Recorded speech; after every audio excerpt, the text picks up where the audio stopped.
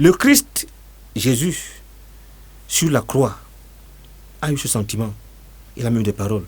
Mon Dieu, pourquoi m'as-tu abandonné? Lorsqu'à la veille de ce jour, de cette passion, il est sur le mont des Oliviers, il a peur. Il demande à Dieu, de qui lui il dépend, de faire que cette coupe amère s'éloigne de lui. Heureusement pour lui, il dit que tout se fait selon ta volonté. Quand le moment arrive et qu'il est rejeté par les hommes, qu'il est insulté, qu'il est battu, humilié, qu'il est mis en croix et qu'il agonise, qu'il saigne. Mon Dieu, pourquoi m'as-tu abandonné?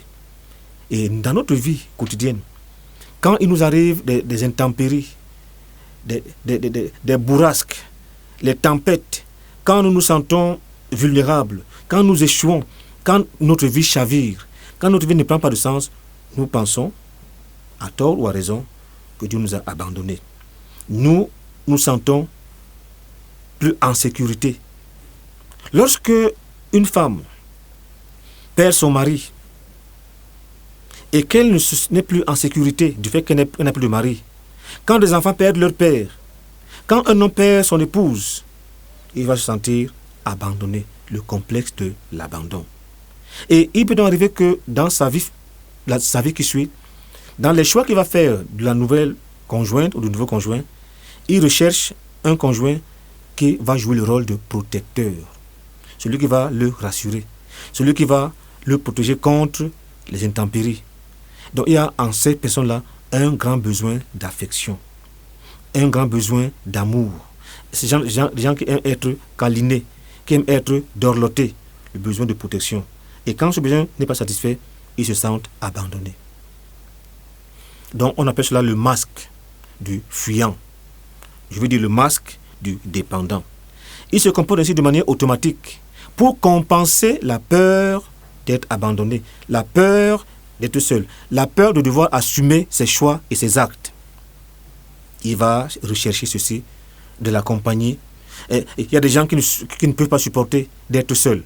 Vous avez des gens qui ont perdu, qui ont connu des ruptures amoureuses, mais qui vont se remettre tout à coup.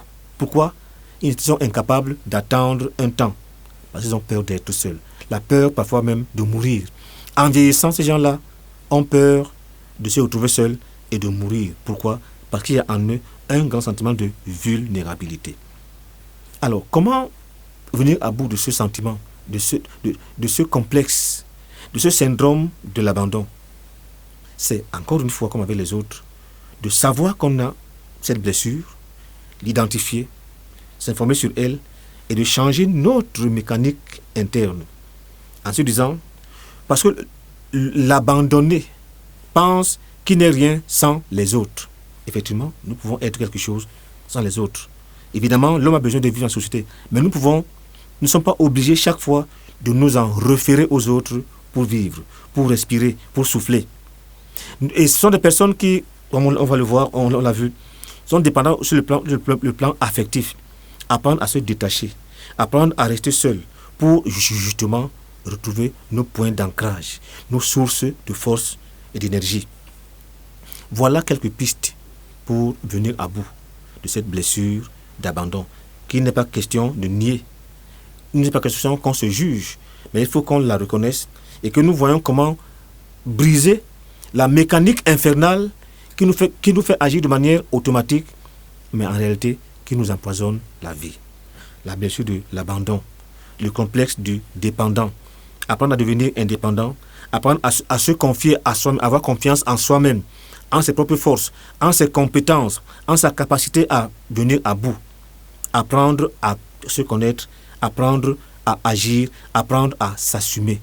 Voilà comment, peu à peu, nous pouvons venir à bout de cette blessure d'abandon. Merci de nous avoir écoutés et nous allons continuer la prochaine fois par la blessure de l'humiliation. D'ici là, portez-vous bien.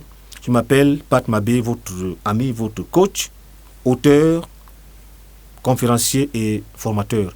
J'aide les gens comme vous et moi à se booster dans la confiance en soi pour retrouver leur énergie, leur centre de foi, de brillance et de rayonnance. D'ici là, portez-vous bien, à la prochaine fois. Merci.